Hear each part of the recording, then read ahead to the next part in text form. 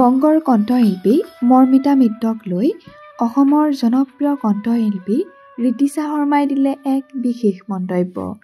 পিছে এই মন্তব্যনো কি, এই সকলোবোৰ আপোনালোকক জনাম, গতিকে ভিডিঅ'টো অকণো স্কিপ নকৰি শেষলৈকে চাই থাকিব বুলি আশা কৰিলোঁ। অসমৰ এগৰাকী জনপ্ৰিয় কণ্ঠশিল্পী হৈছে ঋতিশা শৰ্মা, যাৰ কণ্ঠ আৰু সৰল পৰিচয়েৰে সকলোৰে মন জয় কৰিবলৈ সক্ষম হৈছে।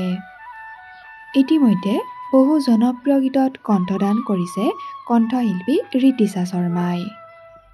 বংগৰ কণ্ঠশিল্পী মৰ্মিতা মিত্ৰক লৈ ঋতিশা শৰ্মাই কয় যে ৰাইজে যেনেদৰে বিচাৰিছে হয়তো তেওঁ তেনেদৰেই পাৰফৰ্ম কৰিছে।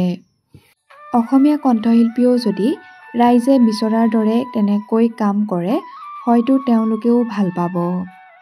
যে বিচাৰিছে হয়তো তেওঁ তেনেকুৱা ধৰণেৰে গানখিনি পৰিৱেশন কৰিব পাৰিছে, সেইটো কাৰণে তেখেতক ৰাইজে মাতিছে। আমাৰ অসমৰ যিখিনি শিল্পী আছে তেওঁলোকেও ভালকে যেনেকে ৰাইজে বিচাৰিছে তেনেকে কৰক, নিজৰ পৰিশ্ৰমটো কৰক আৰু ডেফিনেটলি তেতিয়া ভাল হ'ব। বিহু বুলি ক'লে বহাগ